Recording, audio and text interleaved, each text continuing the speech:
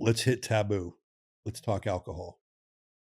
So, we've talked about this before too. I have many friends that are sober and do not drink, and they do it for multiple reasons. They either do it for health and performance, or they do it for personal reasons.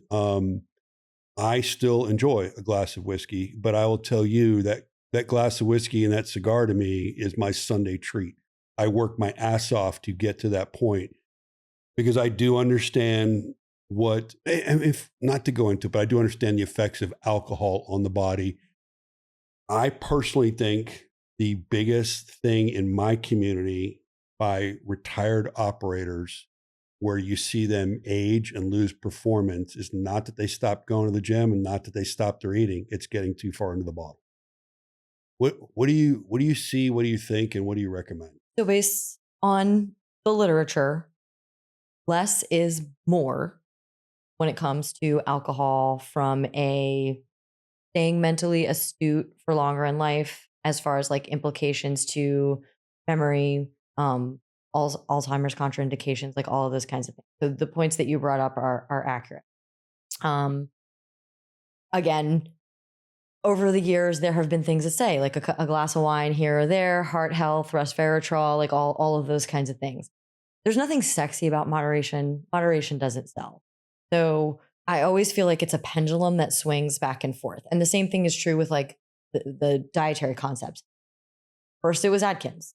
Then we came keto and now carnivore. And we're going to go back to plant-based. And it just swings back and forth.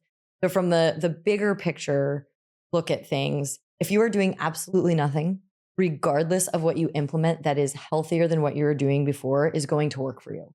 So that's how sometimes people get like really culturally attached to something is they were doing nothing and they become whatever, carnivore, and they become vegan or whatever. And it works because they're both on the healthier spectrum, whole foods related versus doing nothing.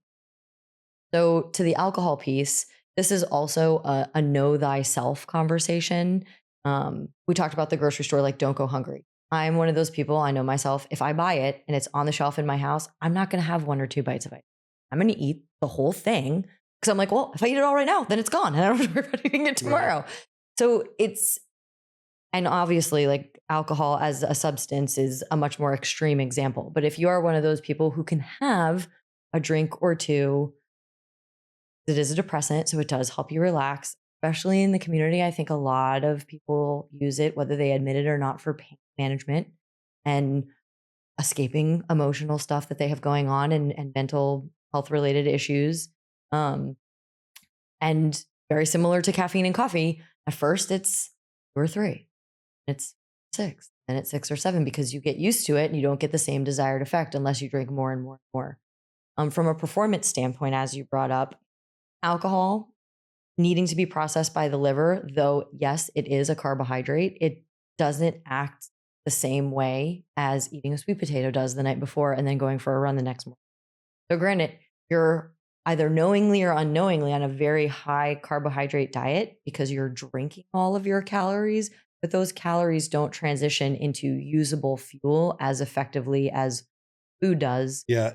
And again, for me, I'm exactly that. The guy that it totally, you find your chi, whatever. I mean, I do like a nice big glass of whiskey and a cigar, and it's a reward to me.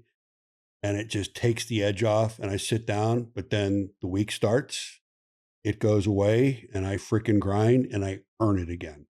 I think for my peers, the biggest thing is that you got to, if you can get into that mentality where you work to earn it and you just don't have it every night, maybe it'll help the health out a little bit. You did say something though too. There's definitely like, in my opinion, every service member that has served in combat has some form, whether they will ever admit it or not, of PTSD because of the exposure, especially if, there's just things you're environmentally exposed to. And then of course, if you have the catastrophic stuff where you lose teammates and stuff like that. But I think our community specifically uses it as an escape. And I can tell you, I've been there, and you go there, and that's why I have so many friends that are sober now, because they just went so far. and they are performing optimally. I did meet a guy at D-Day that was 103 years old that has a glass of whiskey every night. So, I guess for some people it works, right? And genetics are a factor. Genetics are for sure a factor. One of the things that you talked about it with regard to exposures, and this is true in most tactical environments, fire, etc. You have a tremendous number of exposures, and the human body does everything that it can to stay healthy, to stay in a state of homeostasis.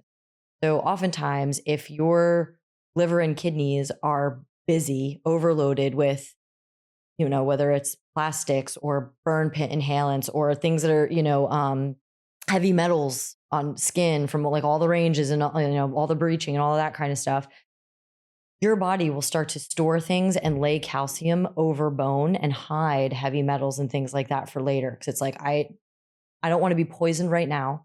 I'm going to preserve this stuff and put it away, and I'll come back to it at another point in time. And then as we age, bones start to turn over and bone loss is greater than bone growth. And those things then recirculate in your system. So alcohol similarly requires a detoxification step. So the more that you are onboarding, the total overload to your body is just being added to and added to, added to. So there's another factor there from an exposure standpoint.